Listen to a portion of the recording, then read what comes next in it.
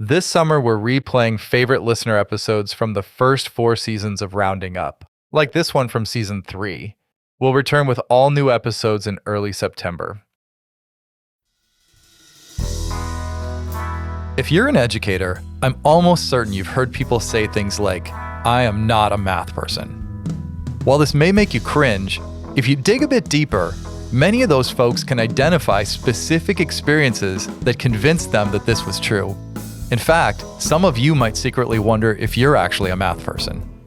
Today, we're talking with Dr. Cassie Allen about math trauma, what it is, and how educators can take steps to address it. Well, hello, Cassie. Welcome to the podcast. Hi, Mike. Thanks for having me. Great to be here. I wonder if we could start by talking about what drew you to the topic of math trauma in the first place. A really good question. I've been curious about this topic for almost as long as I can remember, especially about how people's different relationships with math seem to affect their lives and how that starts at a very early age. I think it was around 4th grade for me, probably, that I became aware of how much I liked math and how much my best friend and my sister had an absolutely opposite relationship with it, even though we were attending the same school, same teachers, and so on. And I really wanted to understand why that was happening. And honestly, I think that's what made me want to become a high school math teacher. I was convinced I could do it in a way that maybe wouldn't hurt people as much, or it might even make them like it and feel like they could do anything that they wanted to do.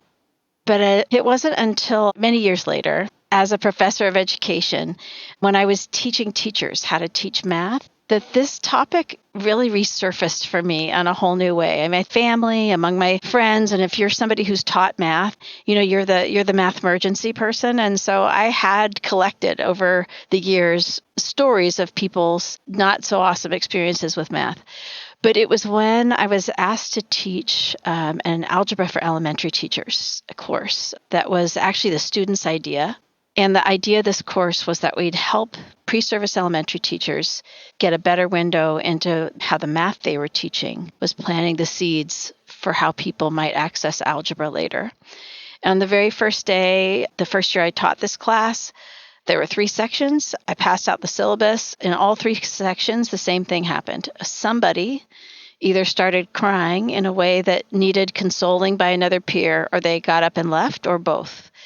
And I was just pretty dismayed. I hadn't spoken a word.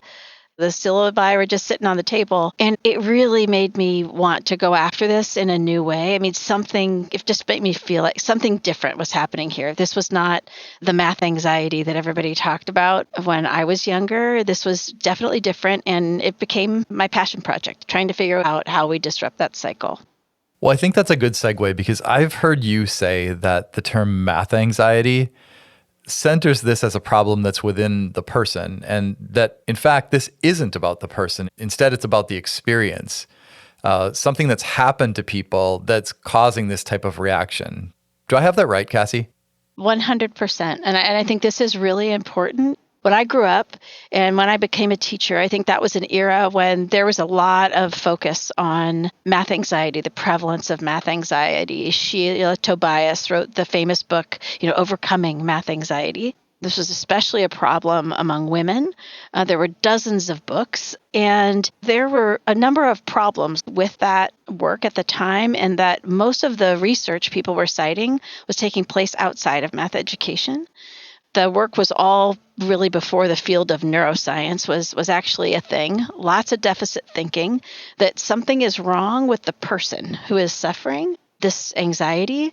And most of these books were very self-helpy. And so not only is there something wrong with you, but you need to fix it yourself. So it really centers all these negative emotions around math on the person that's experiencing the pain, that something's wrong with them.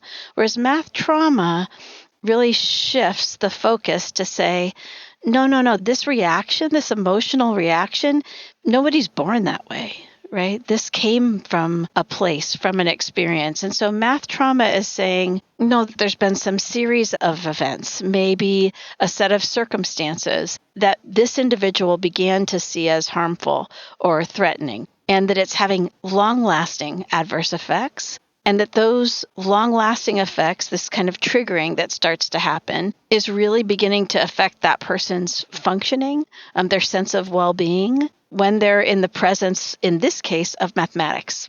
And I think the thing about trauma is just that, and I have to say, in the early days of my doing this research, I was honestly a little bit hesitant to use that word, because I didn't want to devalue some of the horrific experiences that people have experienced in times of war, witnessing the murder of a parent or something.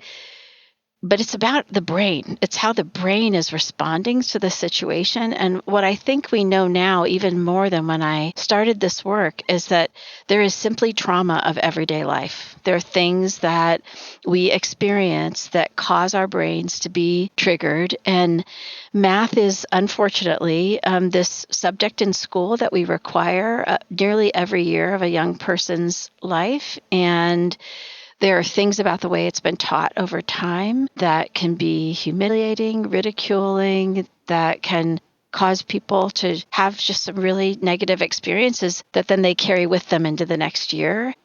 And so that's really the shift. The shift is, instead of labeling somebody as math anxious, oh, you poor thing, you better fix yourself. It's like, no, we have some prevalence of math trauma, and we've got to figure out how people's experiences with math are causing this kind of a reaction in their bodies and brains. I want to take this a little bit further before we start to talk about causes and solutions. This idea that you mentioned of feeling under threat, it made me think that when we're talking about trauma, we are talking about a physiological response. Something is happening within the brain that's being manifested in the body. And I wonder if you could talk just a little bit about what happens to people experiencing trauma. What does that feel like in their body? So this is really important, and our brains have evolved over time. We have this incredible processing capacity, and it's coupled with a very powerful filter called the amygdala. And the amygdala is there from eons ago to protect us. It's the filter that says, hey, do not provide access to that powerful processor unless I'm safe, unless my needs are met. Otherwise, I got to focus on being well over here. So we're not going to give access to that higher order thinking unless we're safe. And this is really important because modern imaging has given us really new insights into how we learn and how our body is reacting when our brain gets fired in this way.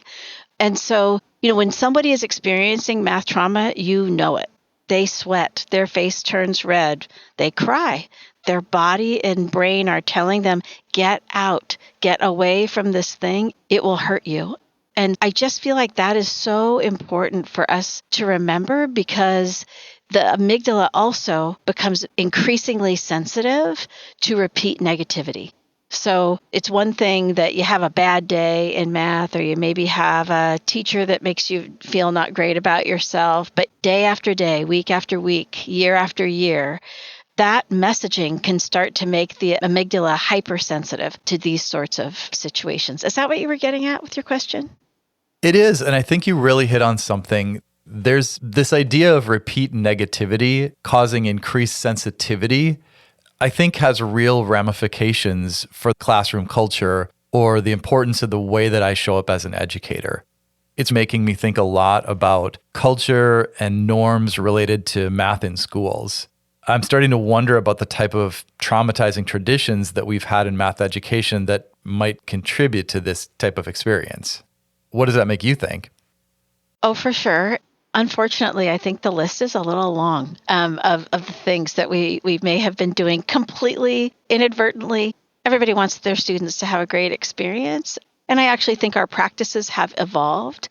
But culturally, I think there are some things about math that contribute to these traumatizing traditions, is what I've called them.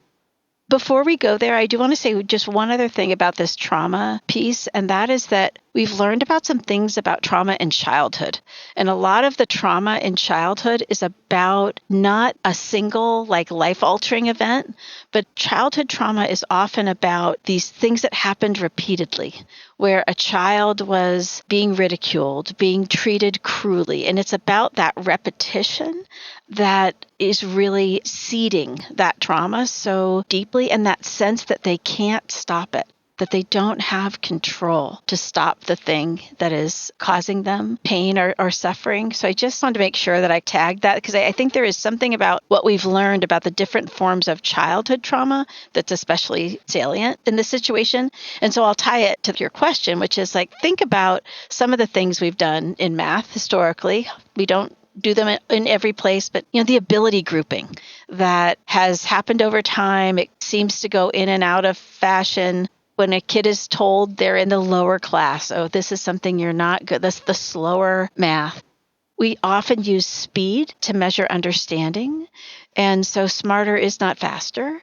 And, there's some great quotes, Einstein among them. So that's a thing. When you got to do it right now, it has to be 100% right. It has to be super fast. We've often prioritized individual work over collaboration. So you're all alone in this. And in fact, if you're working with others somehow, that's cheating as opposed to collaborating. We teach kids tricks rather than teaching them how to think. And, I think we deprive kids of the opportunity to have an idea. And it's really hard to get excited about something where all you're doing is reproducing something that somebody else thought of as quickly as possible. And needs to be 100% accuracy. You don't get to bring your own spin to it. And so we focus on answers rather than people's reasoning behind the answers. That can be something that happens as well. And I think one of the things that's always gotten me is that there's only one way. Not only is there only one right answer, but there's only one way to get there, which also contributes to this idea of having to absorb somebody else's thinking rather than actualizing your own. And I absolutely know that most teachers are working to not do as much of these things in their math classrooms. And I want to be sure in having this conversation that, I'm a lover of education and teachers. I taught teachers for many years. This is not about the teachers so much as this sort of culture of math and math education that we were all brought up in. And we've got to figure out how to make math something more so that kids see themselves in it, and that it's not something that happens in a vacuum and is this performance course rather than a class where you get to solve cool problems that no one knows the exact answer to, or there's the exact right way, or that you get to get your own questions answered, things you wonder about, that it's a chance to explore. So, ultimately, I think we just know that there's a lot of negativity that happens around math, and we accept it. And that is perhaps the most traumatizing tradition of all. Because that kind of repeat negativity, we know affects the amygdala. It affects people's ability to access math in the long run. So we got to have neutral or better. So in the field of psychology, there's this notion of generational trauma, and it's passed from generation to generation. And you're making me wonder if we're facing something similar when it comes to the field of math education. I'm wondering what you think educators might be able to do to reclaim math for themselves, especially if they're a person who potentially does have a traumatic mathematics experience, and maybe some of the ways that they might create a different type of experience for their students. Yeah. Let's talk about each of those. I'm going to talk about one, the multi-generational piece, and then let's talk about how we can help ourselves and our students. One is I think it's really very possible that that's what we're looking at in terms of math trauma. Culturally, I think we've known for a while that this is happening with respect to math. That, I've had parents come to back to school night and tell me that they're just not a math family. And even jokingly say, oh, we're all bad at math. Don't be too hard on us. We're just, and all the other things. And so kids inherit that. And it's very common for kids to have the same attitude towards math that their parents do, and also that their teachers do. And that's where I think, in my mind, I really want to help every elementary teacher fall in love with math, because if we look at the data, I think of any undergraduate major, It's those who major in education who report the highest rates of math anxiety and math trauma. And so when you think about folks who feel that way about math, then being in charge of teaching it to kids in the early years, that's a lot to carry. And so we want to give those teachers and anyone who has had this experience with math an opportunity to reclaim, regroup. And in my experience, what I've found is actually simply shifting the location of the problem is a really strong first step. When people understand that they actually aren't broken, that the feelings that they have about math don't reflect some sort of flaw in them as a human, but that it's a result of something they've experienced, a lot is unlocked. And most folks that I have worked with over my time working on this issue, they know exactly the moment. They know the set of experiences that led to the reactions that they feel in their body. They can name it, and with actually fairly startling detail. So in my teaching, and I think this is something anybody can do, is that they would write a mathography. What is the story of your life through a math lens? What has been the story of your relationship with math over the course of your life? And what windows does that give you into the places where you might need to heal? We've never had more tools to go back and sort of relearn areas of math that we thought we couldn't learn. And so often the trauma points are as math becomes more abstract. So many people have something that happened around fractions or, multi-digit multiplication and division. When we get letters involved in math. I had somebody say math was great as long as it was numbers. Then we got letters involved and it was terrible. And so if people can locate, like, this is where I had the problem, it's not me, I can go back and relearn some things. I feel like that's a lot of the healing. And that, in fact, if I'm a teacher or if I'm a parent, I love my kids, whether they're my children or my students. And I'm going to work on me so that they have a better experience than I had. And I've found so many teachers embrace that idea and go to work. So some of the things that can happen in classrooms that I think fall from this is that, first of all, the recognition that emotional safety, you can't have cognition and problem solving without it. If you have kids in your classroom who have had these negative experiences in math, you're going to need to help them unpack those and level set in order to move on. And mathography is also a good tool for that.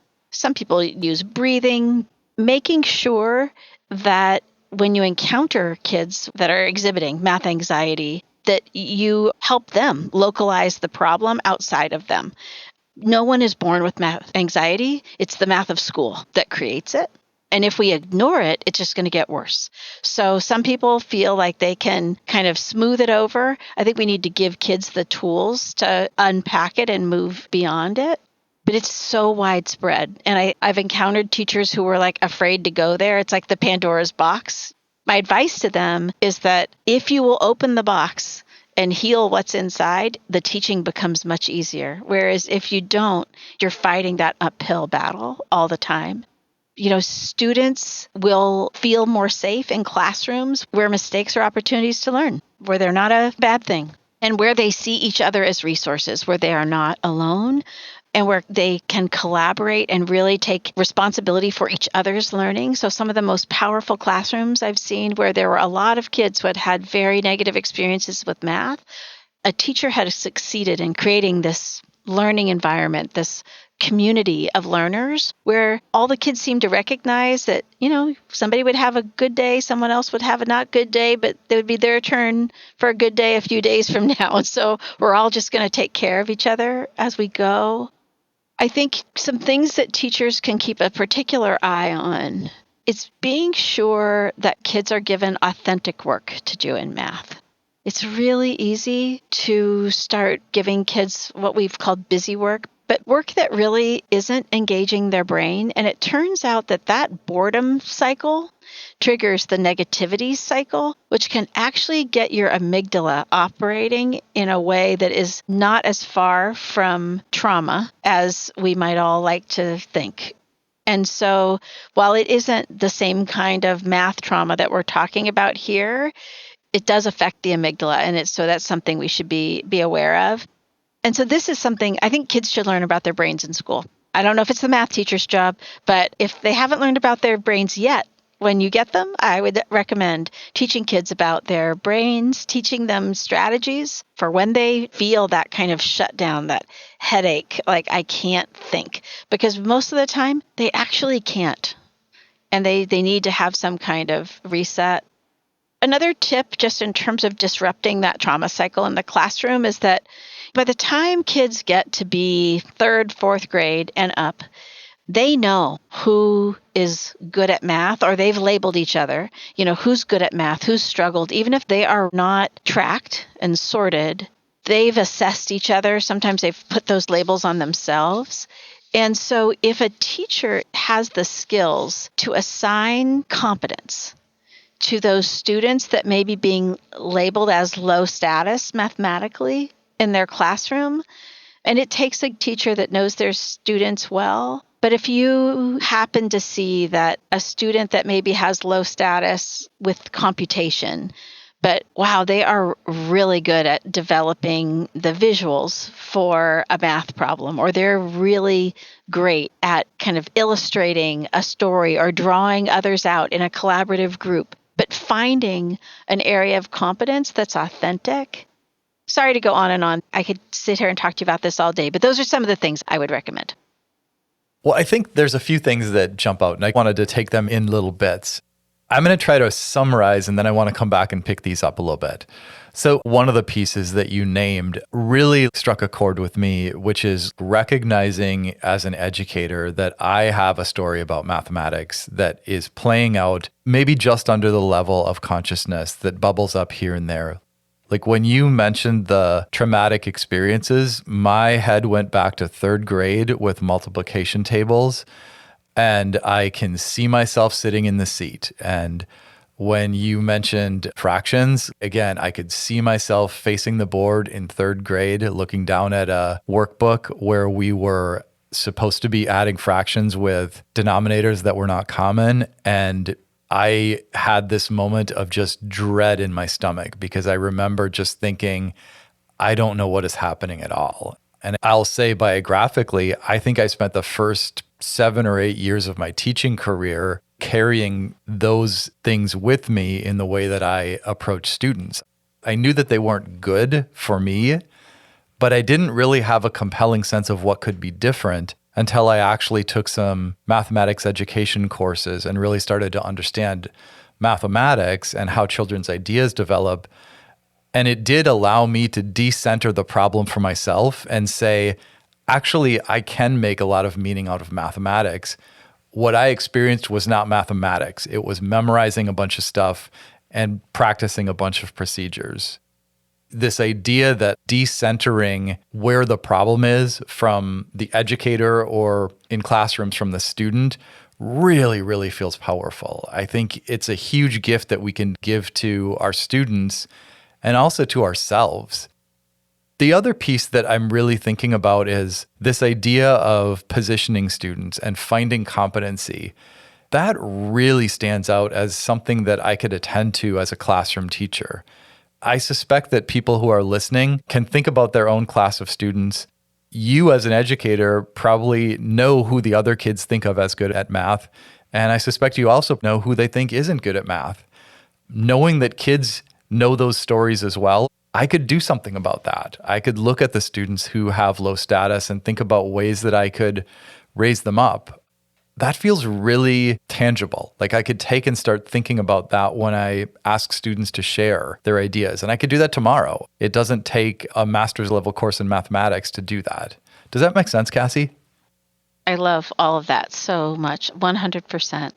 When I was observing teachers, and this tended to happen more with elementary teachers just because of their own histories with math, as you were saying here. But the difference between saying, okay, everybody, we get to do math now, clear your desks. And okay, everybody, I know it's hard, but it's time for math. We're strong, we're going to do it.